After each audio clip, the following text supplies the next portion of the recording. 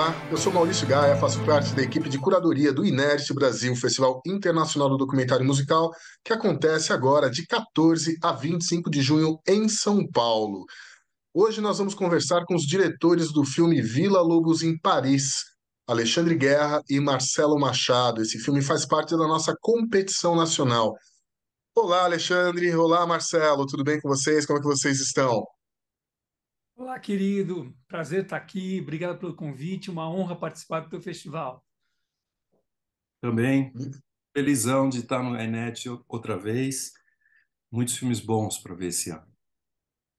Joia. Marcelo é companheiro velho de guerra aqui do Inédit, né, Marcelo?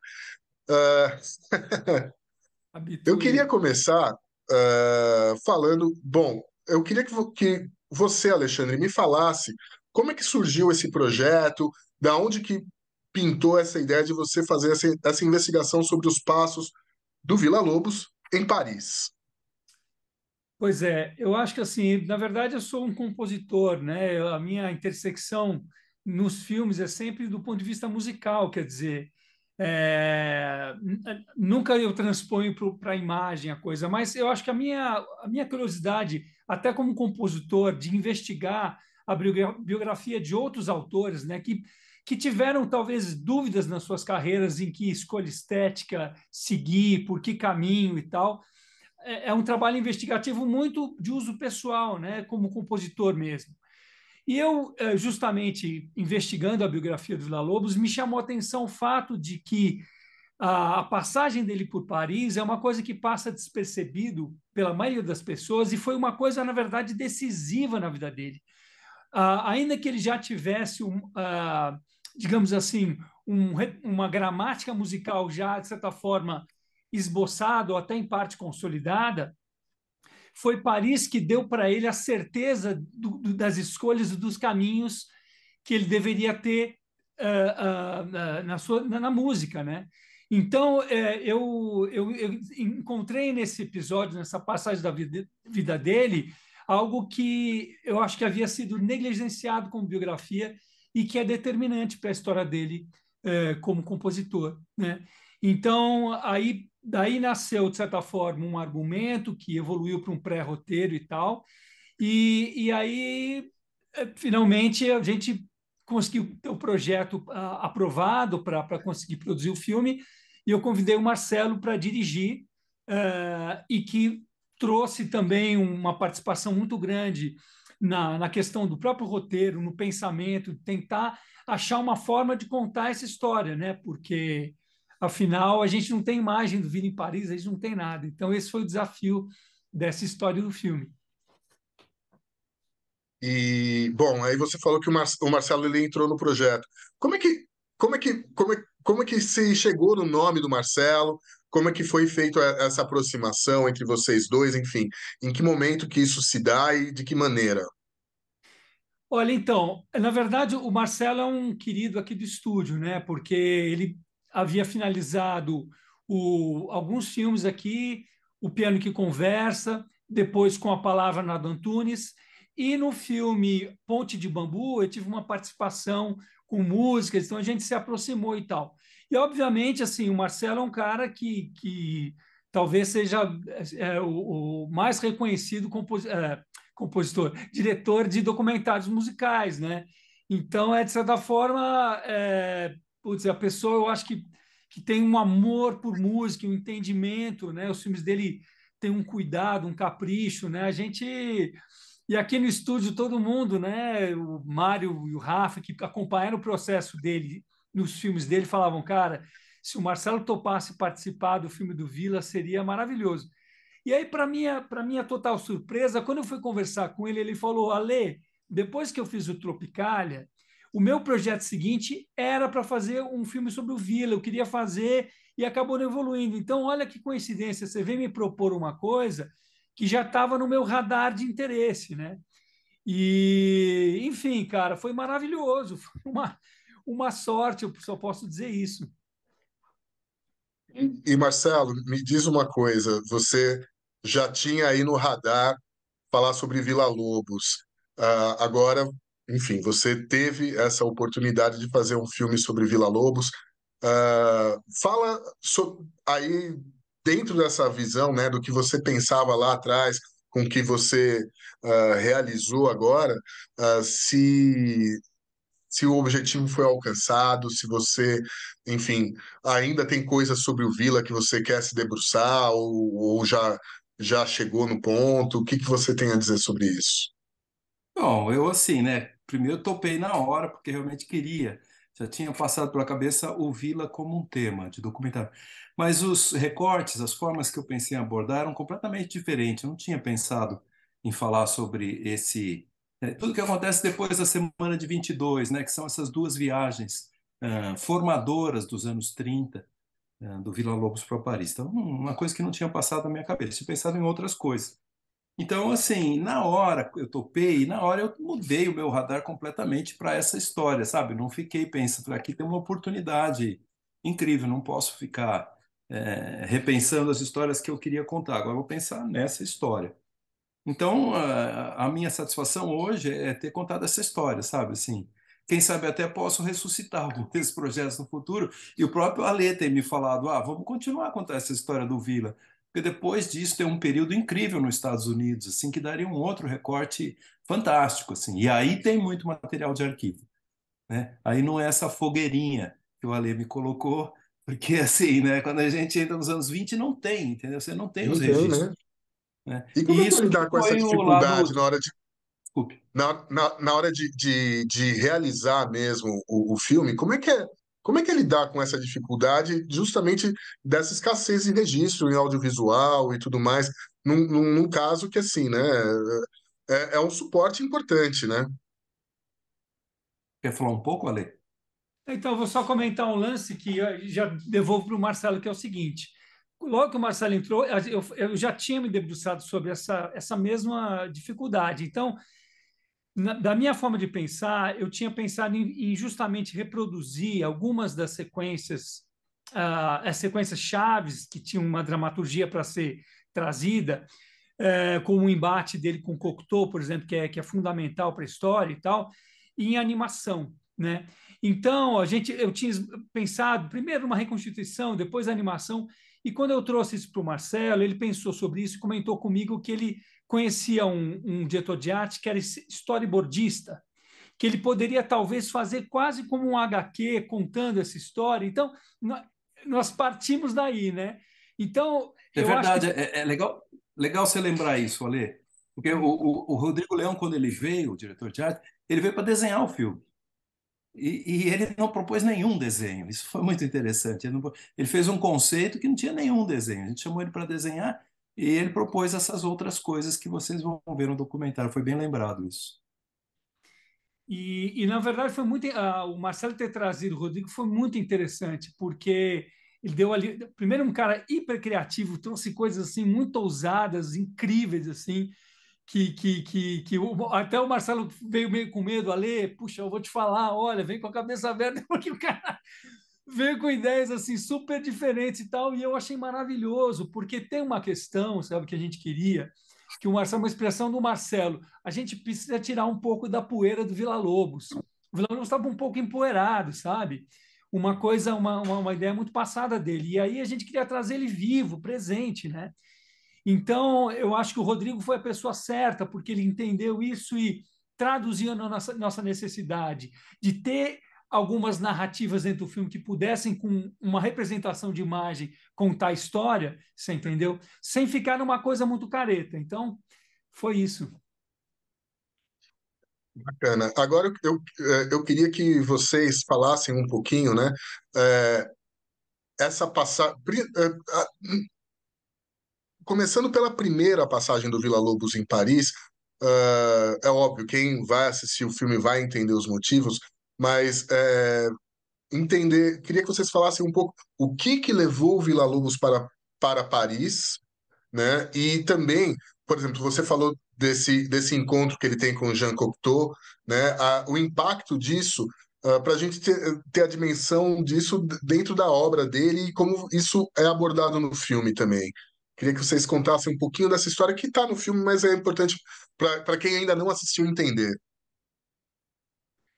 Então, olha, tem uma coisa muito interessante, acho que o Marcelo vai concordar comigo, que a gente se deparou, que assim, o Vila, ele não gostava muito de explicitar, ele escondia as coisas, ele gostava um pouco, quase de se mitificar um pouco. Então, se sabe muito pouco. Para você ter uma ideia, eu entrevistei o primeiro biógrafo dele, que estava com 94 anos, que foi para quem o Vila de fato contou todas as suas coisas. E nem o próprio Vasco falou: você veio aqui a mim tentar descobrir, o Vila não queria que ninguém soubesse.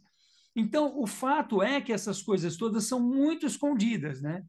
Então, o filme, de certa forma, tem um caráter um pouco especulativo, tanto é que a gente chega a uma série de constatações indiretamente pelo diário da Tarsila do Amaral, por um depoimento do Segovia na biografia dele, pela biografia do Arthur Rubinstein, porque o próprio Villa ele não coloca essas coisas todas.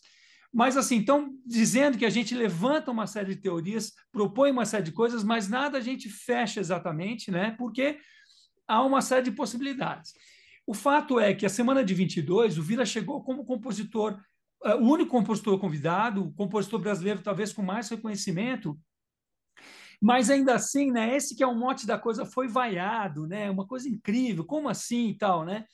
Parece que quase o Vila não tinha um lugar aqui, mas não tinha, né? Então ele manifestou por Rubinstein uma vez, né? Puxa, talvez se eu fosse ouvido em Paris, talvez lá entendessem a minha música e tal, né? O próprio Rubinstein tocava as peças do Villa-Lobos no Brasil em concerto e as pessoas não gostavam. Na Europa ele tocava, as pessoas curtiam. Aqui no Brasil, quer dizer, havia um lugar meio assim, né? Meio bambo para ele aqui. E claro que Paris era o lugar, né, de onde, enfim, todo mundo ia para lá, né, os Stravinsky, todo mundo estava lá, os artistas plásticos, Picasso e tal. Era, de certa forma, um lugar para se estar naquele momento, especialmente na década de 20, né? Então, assim, essa questão toda essa coincidência, né? Quer dizer, um ano depois da Assembleia de 22, né? Ele consegue pessoas se mobilizam junto com ele para conseguir mandá-lo a Paris, os detalhes do filme trata tal. Ele vai com a expectativa e realiza essa viagem. E chegando lá, quando é recebido pela Tarsila do Amaral na casa dela para um jantar com Jean Cocteau, com Eric Satie, com Blair Sandras e uma série de pessoas, ele entra nessa disputa com o Cocteau, porque, na verdade, o Villa-Lobos, a influência dele era muito da música de Debussy, da música impressionista, que para ele, naquele momento, era música moderna. Só que a França vivia um outro movimento, né? Porque o Debussy tinha morrido em 19, e a França já tinha superado e vivia um momento subsequente, inclusive capitaneado pelo Jean Cocteau, que era o grupo dos seis, né? Que antagonizavam com essa estética impressionista que era muito rebuscada para eles. Eles achavam que a Uhum. música francesa era uma música mais simples e mais direta, menos sofisticada, né?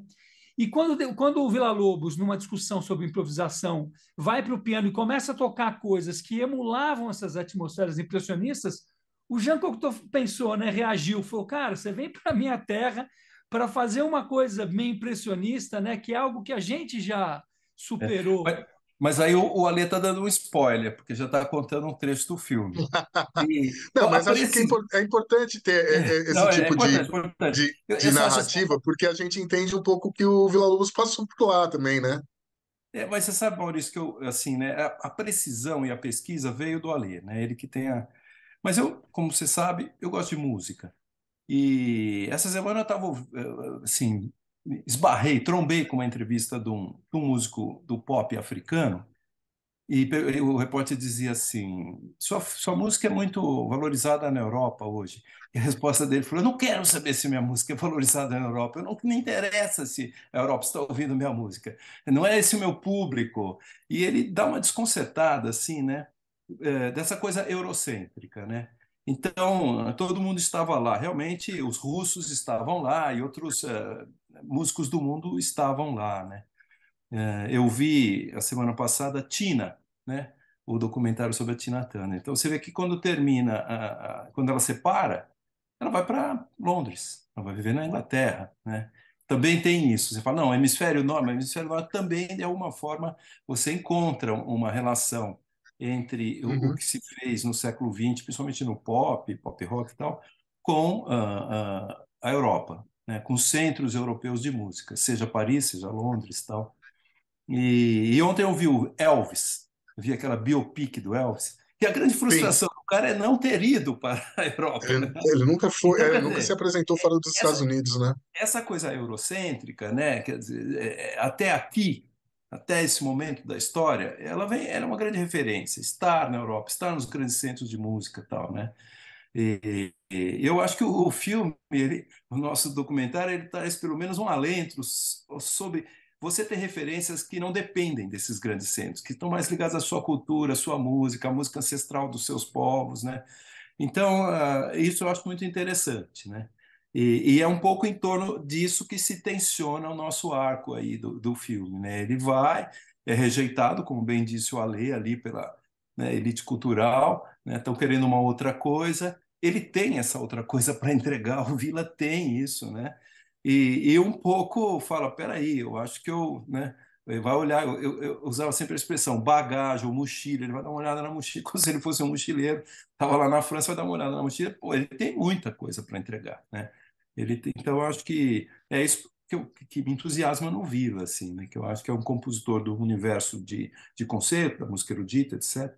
Porém, que sempre soube transitar muito bem e aproveitar e trabalhar com música originária, né? A música do Brasil, seja o choro, seja a música indígena, seja outras referências que ele teve ao longo da vida.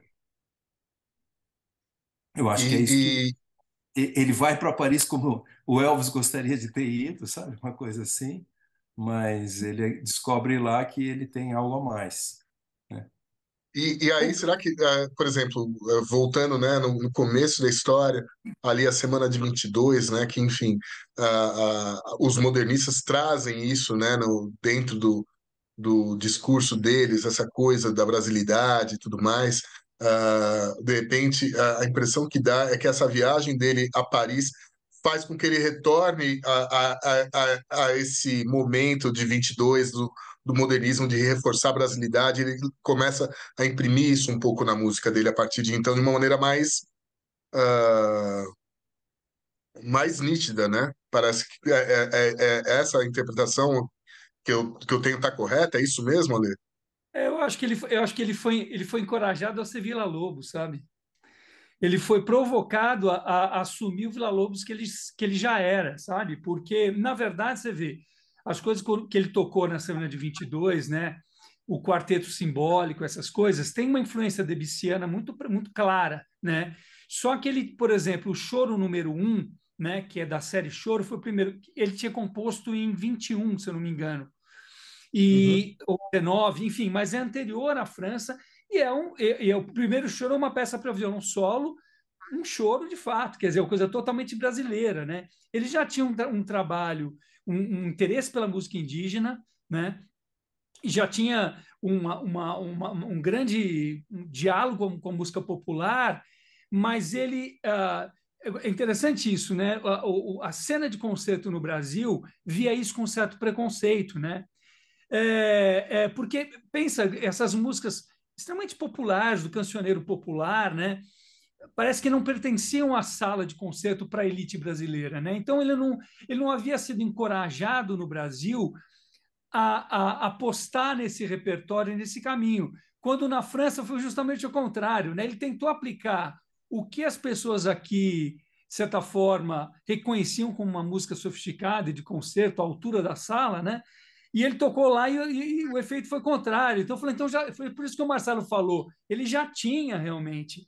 uhum, Então, o filme, de certa forma, porque, olha, houveram biografias mais recentes do Vila que trouxeram esse episódio do Cocteau e propuseram que o Vila realmente tivesse revolucionado a linguagem dele a partir de Paris. O que esse documentário vem agora é ponderar o meio do caminho, não é bem isso. Ele já tinha na bagagem, ele já trazia isso, mas ele foi encorajado, digamos assim, a apostar nessa brasilidade dele, nessa coisa toda, que aquilo seria bem visto na França, né? Bem-vindo e bem visto na França. Tem uma questão importante, que é o seguinte também, que é um movimento que já acontecia mesmo anterior ao Vila Lobos, que acontece, na verdade, desde a Guerra Franco-Prussiana. Ali, e se reforçou mais ainda na Primeira Guerra Mundial, que é uma certa aversão à cultura musical germânica, né? Que dominou a música, né? Sei lá, Wagner, Beethoven, essa coisa toda. Depois da Primeira Guerra, houve uma certa aversão a isso. Tanto é que o Debussy foi buscar na música balinesa uma motivação para criar o que virou, né, a música impressionista e tal. Então, de certa forma, o Villa chegou no lugar certo, na hora certa, onde as pessoas queriam algo que fosse descontaminado dessa europeização, dessa cultura musical germânica e tudo, sabe? Então, é bem isso, é bem esse momento. Por isso que ele foi encorajado a abrir o arquivo dele e investigar aquilo que era mais próprio, né? Eu observo duas coisas nisso que o Ale falou dentro aí da sua pergunta, Maurício. A primeira, né, que ele falou que assim, o quarteto simbólico, né, era debussiano. Eu não tenho essa informação toda musical para fazer esse julgamento, mas eu tive a oportunidade de ouvir o quarteto simbólico agora, com atenção, porque o selo Sesc lançou uma caixa chamada Toda Semana e gravou tudo que foi tocado. E é uma música incrível. Se ela é debussiana, é como se eu Claro. queria dizer, eu não quero nem saber, porque assim, é uma música de uma qualidade, de uma criatividade, o uso do coro, da celesta, os instrumentos são inusitados, sabe? A formação é uma coisa assim que eu falo, uau, olha esse músico, né? Então, primeiro isso, assim, quer dizer, que é uma música que, quando você usa essa referência eurocêntrica, que é muito importante nesse universo, você parece que está, assim, né, para frente ou para trás, você está na onda, na crista da onda ou não está. Porém, a qualidade da música que o cara fazia era incrível, essa é a primeira coisa. A segunda é que a gente aprendeu também fazendo documentário e conversando com o Manuel Corrêa do Lago, ele falou, olha, a questão da brasilidade, o Vila já tinha de berço, na casa ele tinha um parente dele viajou com o Rondon, entendeu? Ele sabia as histórias dos índios dentro de casa, o choro estava no Rio de Janeiro. Então ele não tinha problema com a brasilidade. O que tem em Paris muito forte nesse momento é uma valorização do primitivismo. Ele chamou de primitivismo, mais que modernismo ou brasilidade. Primitivismo, porque você vê, né? Pensa no Pássaro de Fogo, né? Você pensa em Stravinsky, sabe essa coisa pulsante, forte, né? Uhum. Era uma tendência ali, né? E ele é um cara que embarca, né? Assim, que tem isso, até porque a nossa música tem isso, tem o tambor, tem a marcação muito forte, tem esse dado, né, ritualístico muito forte, né?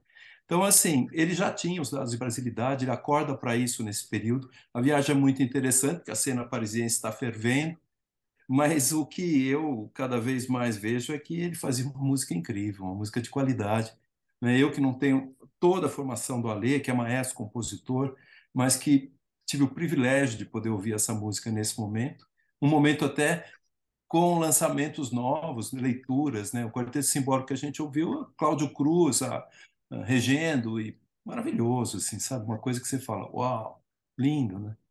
E a gente tem bons momentos de música também no nosso Sim, documentário, porque o Ale fez sim. questão de gravar, né, formações pequenas, porque documentário não tem tanto dinheiro, né? Não dá para você fazer uma orquestra, e tal, mas são uns duos assim super requintados, violonista maravilhoso, né? Conta um pouco, E, Ale, e- da música. eu queria que você falasse um pouquinho desse processo todo, Ale. Então, olha, a gente, olha, de certa forma como é que eu vou dizer? A gente teve que se equilibrar entre uma escolha musical que não ficasse simplesmente no lugar acadêmico de tentar, sabe, explicar uma série de coisas, né, do ponto de vista histórico e tal, e que ela servisse para a contação de história do filme como trilha sonora, né? Porque ela às vezes está acontecendo como o foco, o primeiro plano, e dela cai para BG, onde a gente usa ela para se tornar a nossa trilha sonora incidental para conduzir a história. Então a gente, de certa forma, algumas coisas ousamos de usar coisas, uma música do Vila que tinha uma certa estranheza, né? Que tinha essa coisa, e outras que eram coisas, como é que eu vou dizer? justamente assim mais acessíveis, né? Que estavam um pouco tinham uma certa independência dessa coisa dos estudos dele, das vanguardas, dessa coisa toda. Ele se equilibrou entre essas duas coisas, sabe? E também entendendo qual repertório que era mais significativo. Por exemplo, o violão, fora do Brasil, Villa-Lobos é reconhecido como talvez o compositor mais importante para o violão, porque ele realmente revolucionou. Existe um violão antes e depois do Villa-Lobos. Ele reinventou o instrumento, entende? Como uso para composicional, porque como ele tocava e dominava o instrumento, ele propôs uma outra abordagem. Então, isso fora do Brasil, né? Ele é tocado na China. O violão faz parte da formação do violonista erudito no mundo inteiro.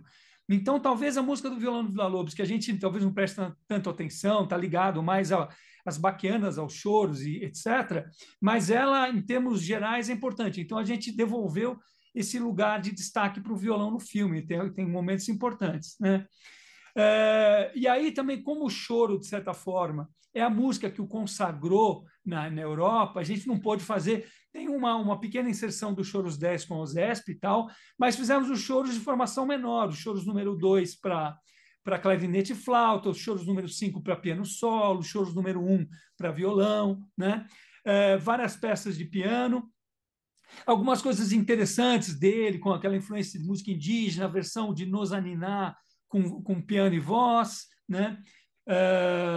Tem o trio de sopros, que essa é uma peça super importante, porque você sabe que o Prokofiev, quando viu a partitura dessa peça, ele disse o seguinte: se esse compositor que compôs esse trio tem menos de 30 anos, trata-se de um gênio absoluto. Se ele tem mais de 30, e o Villa tinha acho que 33, é para se observar, porque é algo realmente muito impressionante. Então, esse trio de sopros, né, é uma peça bem, eu acho que ele compôs ali na chegada em Paris, algo muito próximo ali, sabe? É uma peça realmente muito historicamente importante para deflagrar esse momento dele. E quem são os músicos que você recrutou para, enfim, utilizar nessa recriação? Olha, nós gravamos com a Olga Kopilova, né, que ela, inclusive, acho que recentemente lançou discos com obras do Villa, que é uma russa que está no Brasil há muitos anos, é pianista da USESP. O Fábio Martino, pianista brasileiro que mora em Carlsberg, na Alemanha. Tivemos a Rosana Lamosa, né, que é uma soprano bastante conhecida, o próprio Cláudio Cruz, tocando violino. Temos o Daniel Murray, tocando os violões. E temos formações de sopro, né, que tanto o quarteto, o trio como o duo, que foram o Rogério Wolff flauta, oboé Joel Gissiger, clarinete Sérgio Burgani e fagote Fábio Cury. Então, esses foram os músicos que participaram. Joia. Bom, o filme também trata de uma segunda viagem do Villa-Lobos lá em Paris, né? Eu queria que vocês falassem rapidamente, assim, o que levou ele para essa segunda viagem, esse segundo momento, e também, né, do mesmo jeito que se a primeira viagem traz um resultado, um impacto na obra dele, qual que foi o resultado dessa segunda viagem dele lá? Fala você, Marcelo, um pouco. Acho que eu tenho a impressão, Maurício, que o resultado que a gente avalia no filme é o resultado das duas viagens. A gente Sim. analisa, porque a primeira é uma viagem curta, onde ele não consegue realmente dar cabo à tarefa, ele não consegue ter a integração nos teatros, publicar o que ele espera. Então, é com a segunda viagem que isso se completa. Ele tem melhor condição, ele tem o apoio da família Gimli, né, para cedem um apartamento para ele morar. Ele consegue, nesse apartamento, ter uma vida social que faz com que ele também integre, de alguma forma, né, os círculos musicais lá de Paris. Então, ele colhe os frutos, digamos assim, na segunda viagem, né? Então, o documentário procura analisar as duas viagens, né?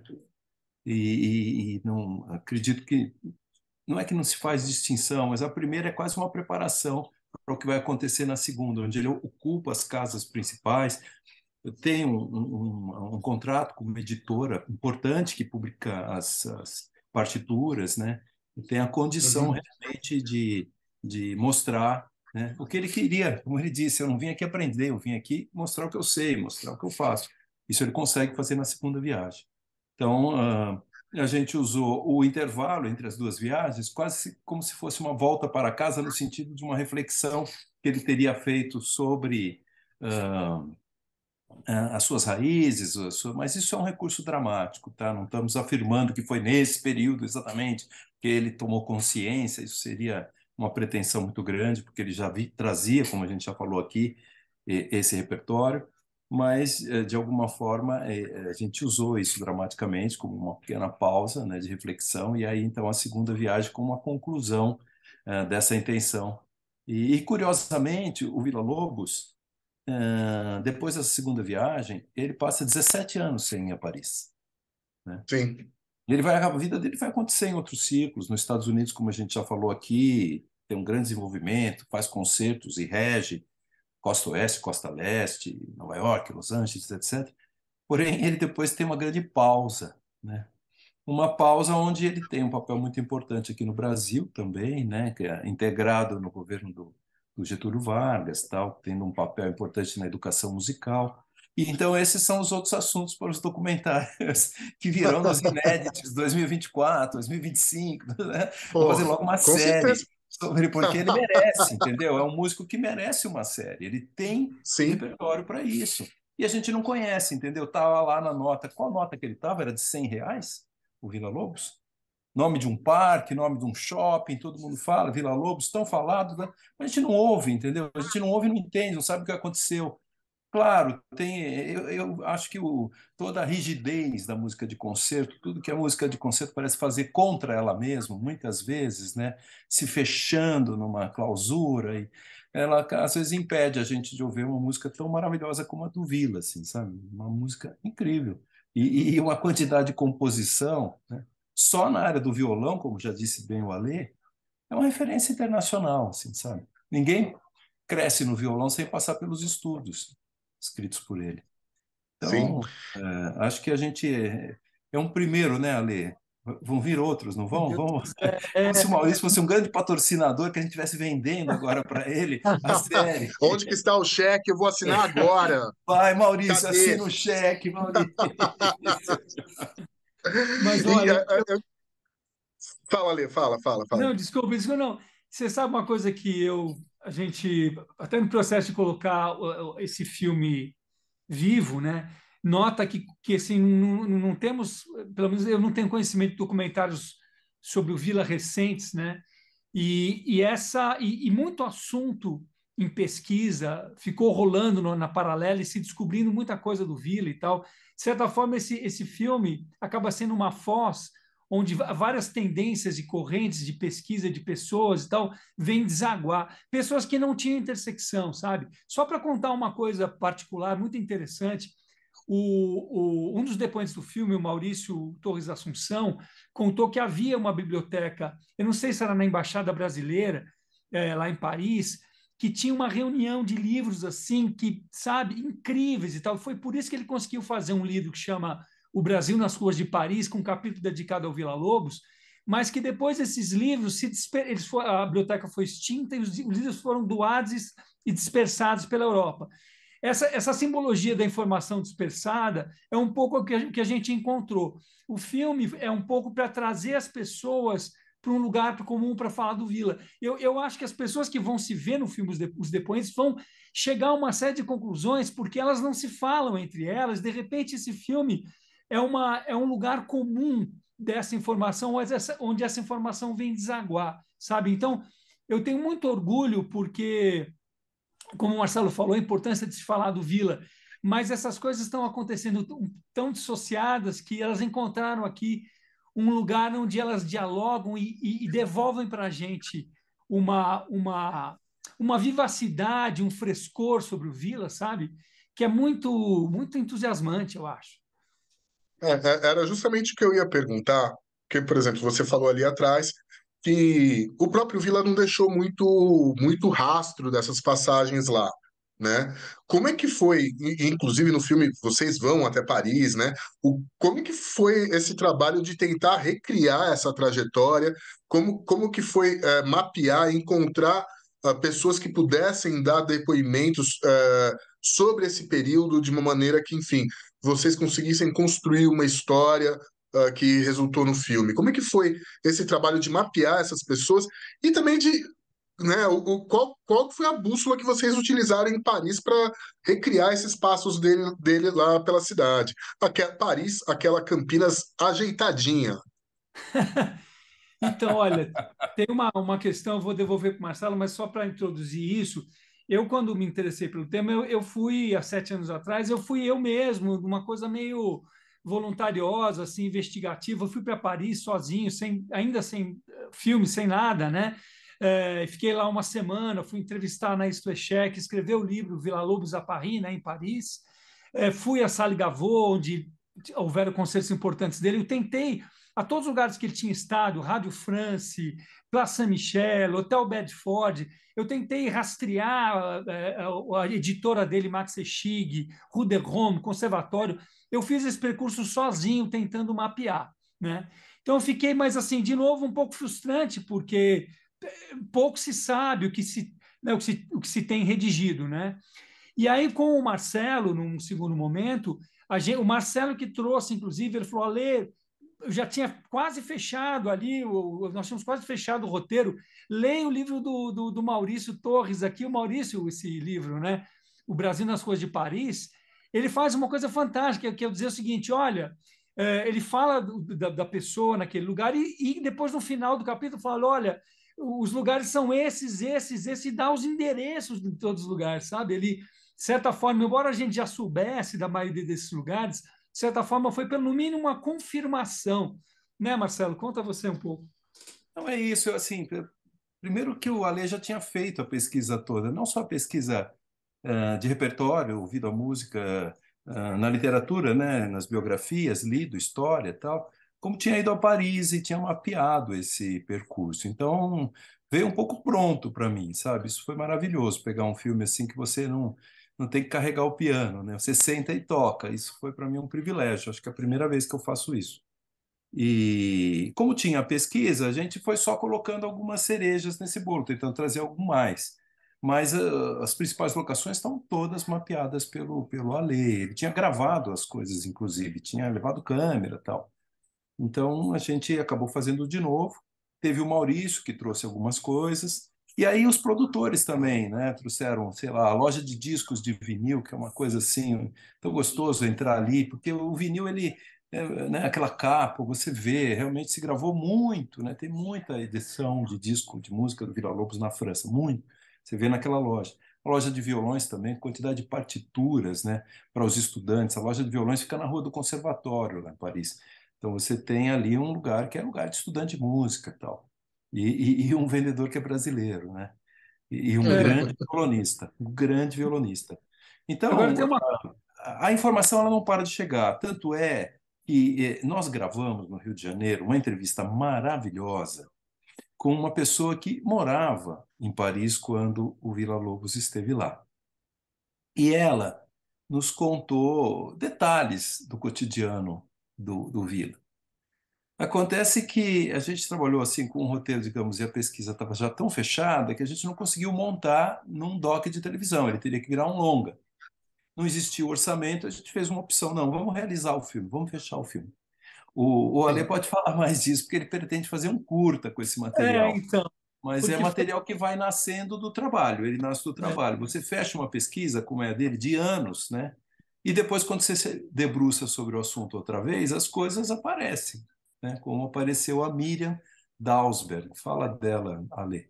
Então, antes disso, só vou comentar um detalhe que é o seguinte: tem uma coisa que na minha pesquisa eu não tinha feito, que por vergonha, por timidez, o Marcelo é zero tímido. Ele entra em qualquer lugar, ele vai. Não, Ale, é só abrir a porta e entrar. É impressionante, eu morri de ver. Não, mas não pode, ninguém autorizou a gente. Não é assim, abre a porta e entra. Então, o Marcelo é esse perfil aí. Não tem problema. Então, ele me empurrava, né? Então, porque uma questão importante para mim, era uma dúvida, saber o quanto de Villa-Lobos é presente hoje em Paris. que realmente ele foi um sucesso lá, ele era uma celebridade, né? Um cara super reconhecido. Ele se tornou um dos compositores mais importantes de vanguarda do mundo. Não é brincadeira depois de 30, entende? A partir de Paris e por causa de Paris. Ele teve reconhecimento da imprensa especializada de todo mundo. Ele foi realmente ovacionado lá. Mas o quanto desse Villa-Lobos sobreviveu? Porque há depoimentos que isso era muito empurrado pela personalidade dele. Depois que ele morreu, isso claro que arrefeceu. Então a minha dúvida era o quanto as pessoas lembram de Villa-Lobos. Aí o Marcelo, eu fiz isso com ele, né? Ele falava, vai lá, Lê, pergunta se conhece, mostra a foto. Então o filme tem muito disso, que foi muito legal, sabe? Chegar para as pessoas, você ouviu falar, você conhece, sabe quem é esse cara? Você tem livro dele aqui, você tem disco dele aqui, né? Tentando o que sobrou de Villa-Lobos na cidade, entendeu? Essa foi uma questão. E aí, justamente nessas investigações, eu estava conversando com o Marcel Quelever, que é um cantor, que entrou meio por acidente no filme. Ele falou para mim, cara, você tem que falar com a Miriam, porque a Miriam conviveu com o Villa-Lobos em Paris, ela estava aqui com ele, tem muitas histórias com ele e tal. E a Camila Fresca, que é pesquisadora também do filme, já tinha me falado, olha, as histórias da Miriam são impagáveis. E a gente encaixou numa viagem para o Rio, que a gente ia entrevistar o Manuel Goya do Lago, aí dá o apartamento dela. E eu e o Marcelo, nós ficamos assim, enlouquecidos, só que realmente teria que pegar uma bifurcação no filme e ir para um outro lugar. Mas é um material tão incrível, mas tão incrível, porque é o seguinte, ela tem 90 anos, não só tem histórias incríveis, como ela foi lembrando de coisas. E aconteceram coincidências no apartamento dela de achar fotos e coisas que foi uma loucura. Assim. Então, realmente, ela tem uma coisa assim muito incrível, porque ela te dá uma dimensão, não é que ela ouviu falar, que ela leu, que ela estudou. Ela conviveu, ela viu, ela traz um depoimento direto. Ela fala Isso é do muito cheiro, forte. ela fala do cheiro do Villa-Lobos. Porque o Villa fumava muito charuto. Então, quando ele chegava, a gente Uhum. sentia o cheiro. Mas o Villa teve problemas de saúde também. E usava uma bolsa por um período, enfim, um tratamento. E usava um determinado perfume, que ela sabe qual é, e ela define o perfume. Então, sabe uma pessoa que começa a entrar numa coisa assim, muito íntima e pessoal? Não existe isso no nosso documentário. Realmente teria sido todo um esforço para encaixá-la. E aí, bom, já estamos vendendo um curta aí, que é o nosso Então, outro Ale, filme. vou Mas, te falar uma coisa, Ale. Outubro agora, em Tá. outubro, abre inscrição de um festival de documentário musical chamado Inédit, para a edição de 2024. Aí você vai lá e inscreve como um escreve. curta, entendeu? Cara, nós vamos escrever sim, viu? Eu já até Não, pedi o HD, esse é um projeto nosso, o Marcelo vai dirigir, inclusive. É, o é. cachê é altíssimo, viu, Marcelo? Já vou te adiantando, é altíssimo. Quero receber essa bufufa. O que eu Ó, lembrei se vocês estão também. falando de negócio aqui na minha frente, é 10% aqui Não, para não. mim, hein? Eu É sou que assim, testemunha. a gente fica tão entusiasmado, só conta história boa, né? Mas teve uma história que eu achei tão difícil, tão dura. Foi o seguinte: a gente tinha uma biógrafa, né? Grande biógrafa dessa questão do Vida em Paris, escreveu um livro chamado Vida em Paris, então a gente montou uma situação, num determinado apartamento para entrevistá-la, uma situação assim, até complexa, tal. Você vai ver no filme, tá lá. Que é um almoço, etc. Aí, esse apartamento era um apartamento que tinha uma varanda voltada para os telhados de Paris. Então a cena estava perfeita, a gente estava todo felizão. Conseguiu botar a equipe hospedada nesse apartamento e fazer dele uma locação, porque que são soluções que você precisa ter em documentário, que você não tem essa verba toda, hotéis de, né? Enfim, estávamos lá. A entrevistada ela cancelou de véspera e não deu motivos. Que foi um negócio assim que acontece na minha vida profissional, acho que aconteceu 2 vezes, assim, uma coisa Uhum. raríssima. E choveu no dia. E Putz. e a varandinha também. Então foi um negócio assim tão. E foi o Marcel, que faz um programa de rádio na Rádio France, que é músico e que é especializado na música da América Latina, apareceu de véspera. E a gente foi para dentro, conseguiu realizar o almoço e conseguiu ter o Marcel com o Maurício, que tem esse livro incrível de A História do Brasil nas Ruas de Paris. Então foi uma coisa assim que teve uma virada, assim que você fala, eu acho que as coisas eram para dar certo mesmo, porque quando dá tudo errado, acaba dando certo. E acho que foi não é, Ale, uma espécie Não, de foi. sinal assim para a gente, olha que te vira, negão, porque funciona, entendeu? Quando você tá para fazer, tem que fazer, você faz. Não, deu errado para dar certo. Joia. Bom, gente, eu queria falar para você, queridíssimo inédito, que Vila Lobos em Paris estará nas salas de cinema agora aqui dentro do festival, nos dias 17 de junho, 3 horas, no Cine Sesc, sessão em que o Ale Guerra e o Marcelo Machado estarão lá para apresentar e fazer um bate-papo com todo mundo. No dia 20, no Centro Cultural São Paulo, na Sala Paulo Emílio, às 18 horas, e no dia 23, às 18 horas, na Cinemateca Brasileira. Se eu não me engano, é a Sala Grande Hotel, essa daí. Então, senhores, Alê, Marcelo, queria agradecer demais a presença de vocês. Considerações finais, falem o que vocês quiserem falar sobre o filme, convidem as pessoas para assisti-lo e tudo mais. Cara, eu só queria, assim, eu estou muito feliz com tudo isso, e, assim, eu acho que um pouco o resumo dessa missão, eu acho que é colocar os nossos heróis brasileiros um pouco empoeirados, um pouco esquecidos, né, no lugar que eles merecem, assim, né, é um pouco acordar nós mesmos para essas preciosidades que fazem parte da nossa história, pessoas que só poderiam ter surgido no Brasil, né, o Vila é essa confluência de águas, de tendências de tantos lugares que é tão brasileiro, né? Música indígena, portuguesa, europeia, francesa, essa mistura, essa antropofagia musical, né? E que bom, né? Que legal a gente poder devolver essas honrarias, essas medalhas, essas especialidades para ele. Então, eu me sinto nesse lugar de colocar ele em um lugar onde ele merece estar e acordar as pessoas para isso de novo. Venham ver Vila Lobos em Paris no Inédit, né? O Inédit é um grande momento para quem gosta de documentário musical do ano. Você tem uma variedade incrível de filmes que vão de gêneros, do punk, hip hop, ao jazz, a música erudita, a música experimental, música de vanguarda, música contemporânea. Então, quem gosta de música e não tem preconceito, e gosta especialmente da música do Brasil, venha, né? Vamos exibir pela primeira vez no sábado, dia 17, às 3 da tarde, telona do Cine Sesc, um privilégio. Muito legal estar no Inédit desse ano e feliz de poder, inclusive, ir lá assistir os documentários que eu tanto gosto.